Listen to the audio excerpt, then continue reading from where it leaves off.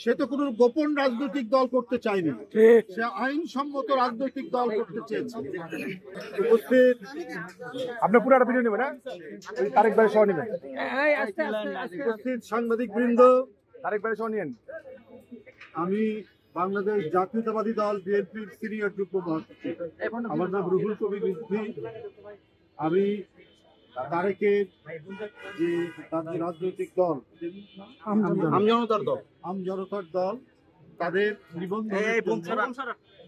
নির্বাচন কমিশনের নিবন্ধনের জন্য তারা ইতিমধ্যে আবেদন করেছিল, সেই আবেদনটা গ্রাহ্য করা হয়নি। আমি দেখেছি যে আরো গুরুত্বহীন কিছু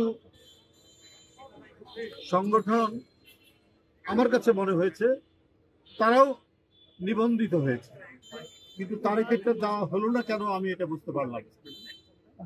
তারেক এই দেশের স্বার্থে কথা বলেছে, আগ্রাসনের বিরুদ্ধে কথা বলেছে, বাংলাদেশের সার্বভৌমত্ব রক্ষার প্রশ্নে কথা বলেছে।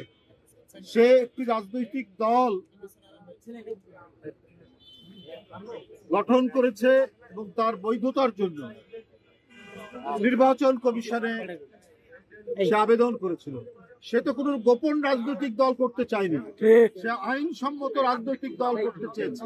ওদের স্বপ্ন পূরণে পাশে থাকতে পেরে আমরা গর্বিত।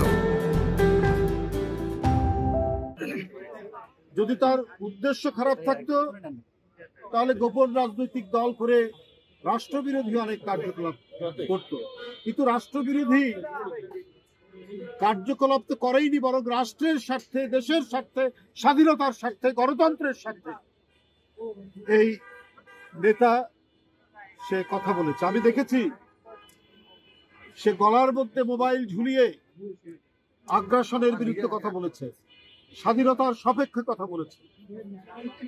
এই দেশকে যারা আমাদের অর্থনৈতিকভাবে, রাজনৈতিকভাবে, সাংস্কৃতিকভাবে আধিপত্য বিস্তার করতে চায়, সে আধিপত্যবাদের বিরুদ্ধে কথা বলেছে। আজকে তার নিবন্ধন দেওয়া হচ্ছে না, তাহলে আপনারা কাদের নিবন্ধন দেবেন আমি জানি না। কাউকে আমি ছোট করতে চাই না, কিন্তু তার যে চিন্তা এবং রাজনৈতিক তার যে সংগ্রাম এবং কর্মসূচি, সেই অনুযায়ী সে যে রাজনৈতিক দল গঠন করেছে সেই রাজনৈতিক দলের নিবন্ধন অবশ্যই সেই প্রাপ্য।